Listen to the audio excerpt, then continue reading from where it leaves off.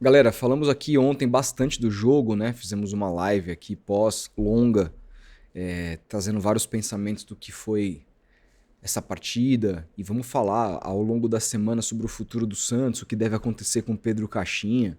Eu acabei de ver, por exemplo, que o Gustavo Quinteiro está na Berlinda no Grêmio e que o principal nome do Grêmio hoje é o Dorival Júnior, que também é uma sombra por lá.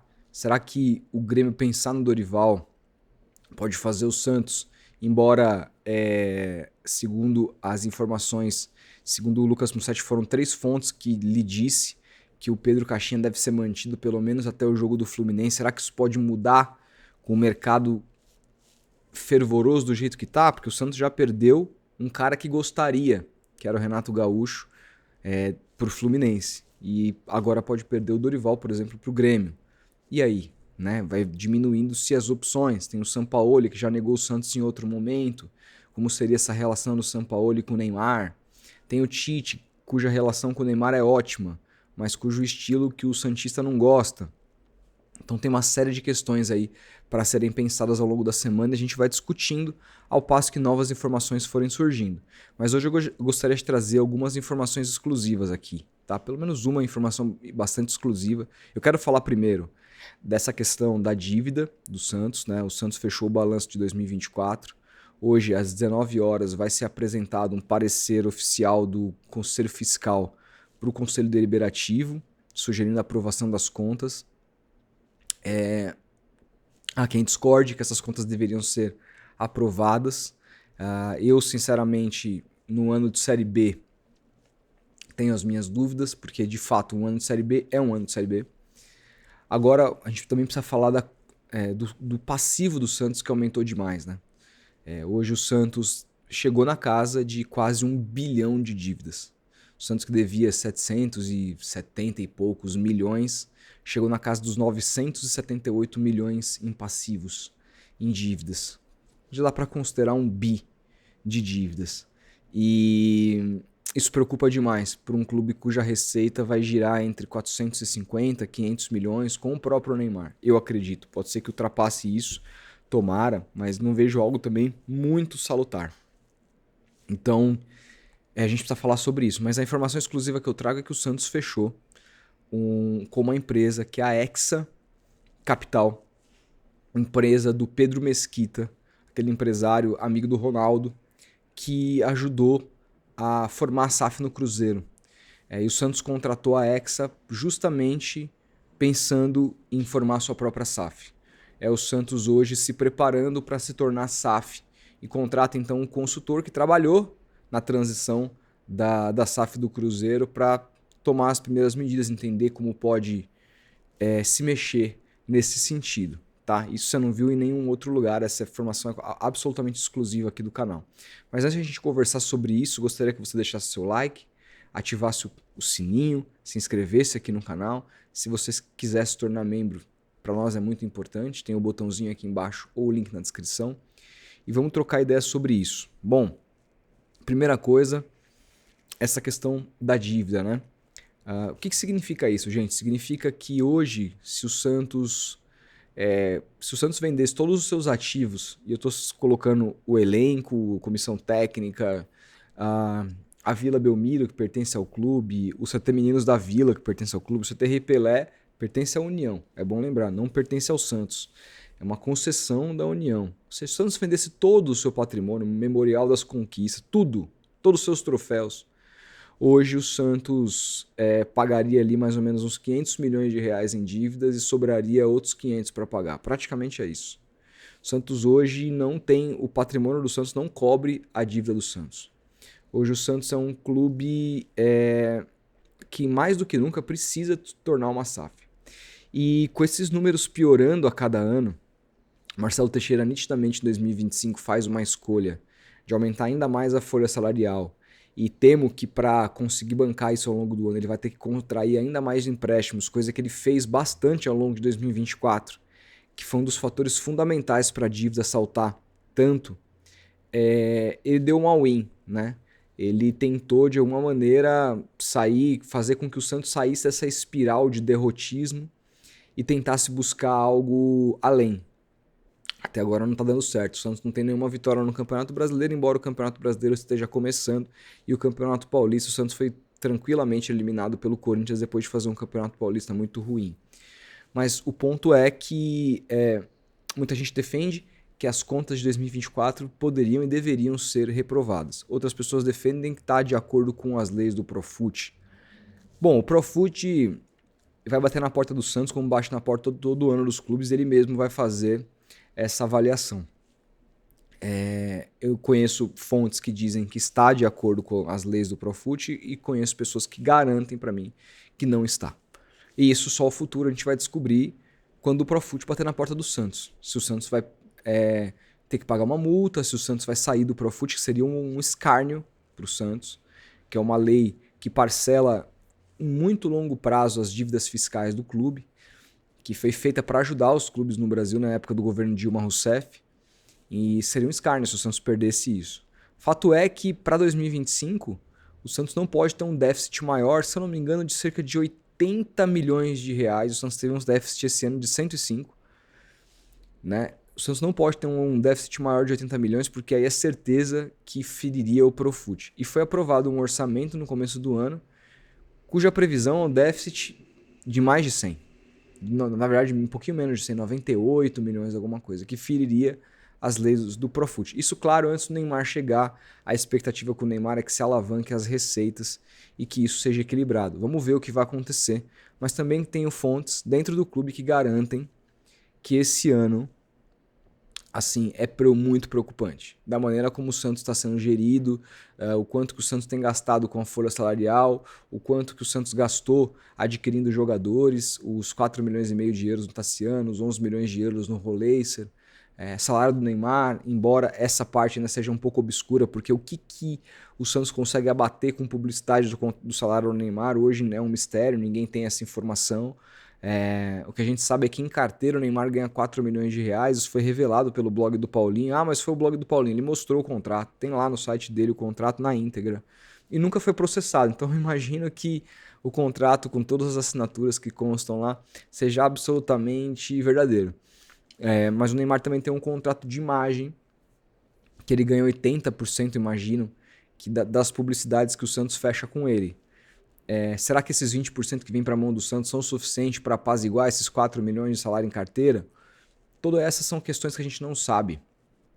E a gente vai ter que ficar de olho ano que vem, no começo do ano que vem, no balanço do time em 2025. Mas existe uma galera dentro do clube que prevê uma catástrofe em termos financeiros. Bom, vamos ver, vamos esperar. É difícil fazer exercício de futurologia. Fato é que esse balanço de 2024, embora o Santos esteja na Série B, aumentar a dívida em 200 milhões, chegar a 1 bi, um clube que na média fatura 450 milhões por ano, é bastante alto. É bastante alto e bastante preocupante, o que reforça que o Santos inevitavelmente precisa mesmo de uma SAF. E aí tem essa notícia, né? Essa notícia que eu estou dando aqui em primeira mão, que o Santos fechou com a Hexa Capital, empresa do empresário Pedro Mesquita, ele que, pesquisem aí, ele que foi o cara que coordenou o processo de SAF lá no Cruzeiro, que fez com que o Ronaldo inicialmente comprasse. Ele foi contratado pelo Santos. A gente sabe que existe hoje um estatuto novo, tem um comitê de um estatuto aí sendo redigido, um novo estatuto, que isso vai passar por assembleia, vai passar primeiro pelo Conselho Deliberativo quando estiver pronto, e depois por uma assembleia de sócios. Já falei que a gente vai ficar bastante aqui. Como é que eu posso explicar?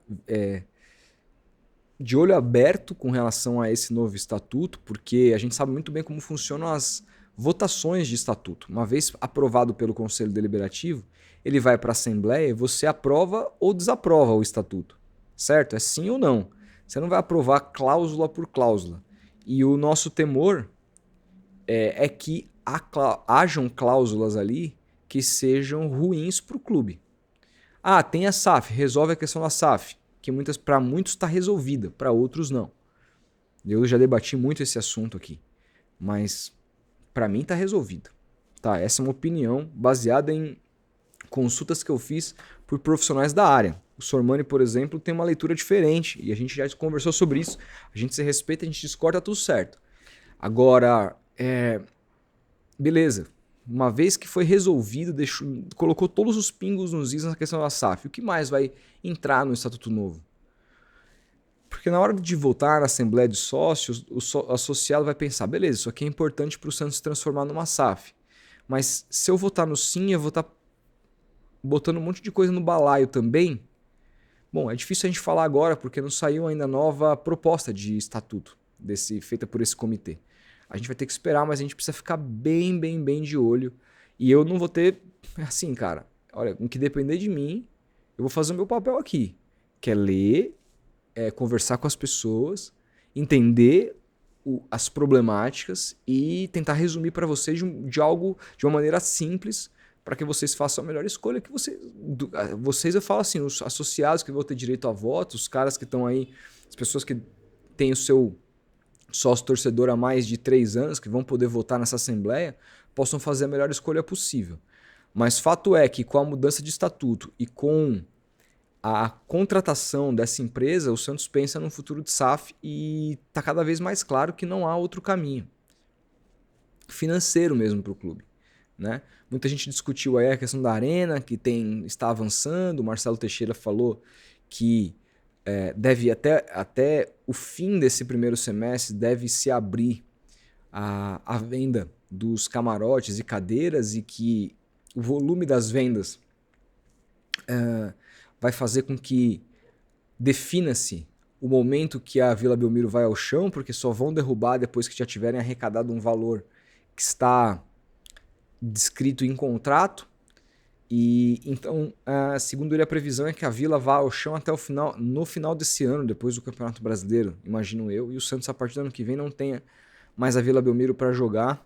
Isso seria importante para o futuro do clube em questões de receitas, resolveria uma parte importante, embora a Vila continuar sendo o estádio do Santos continuar sendo em Santos, para mim é sim um problema.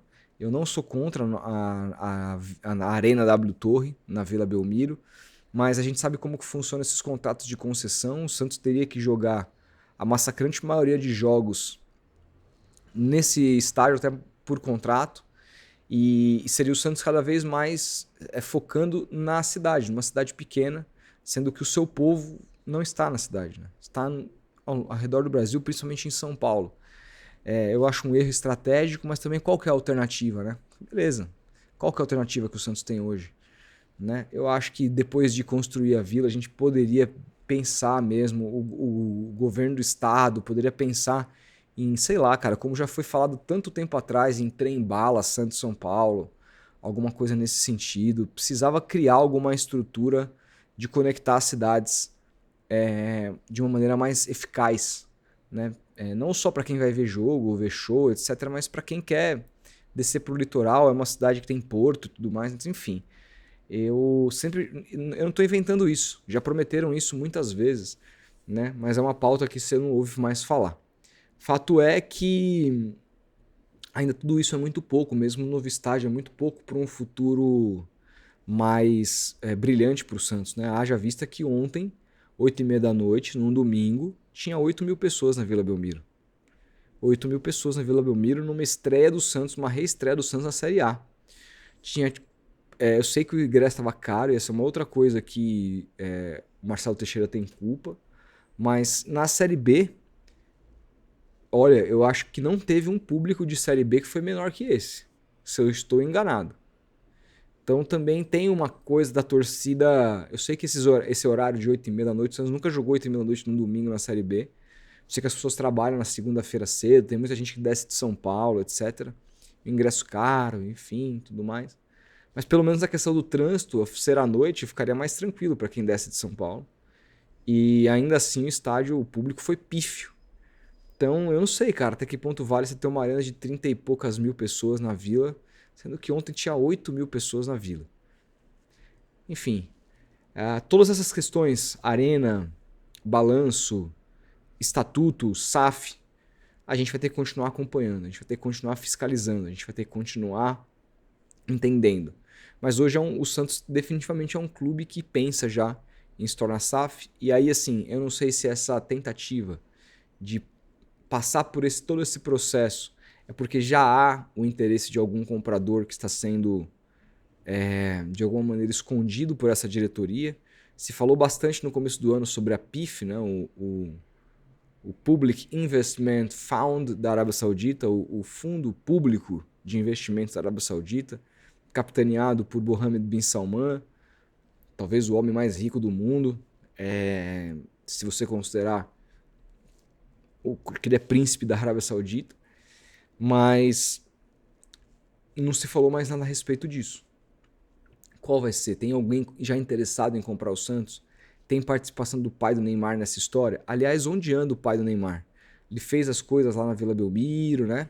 Fez as coisas lá. Tem o projeto que ele apresentou para o CT, que deve acontecer nos próximos meses.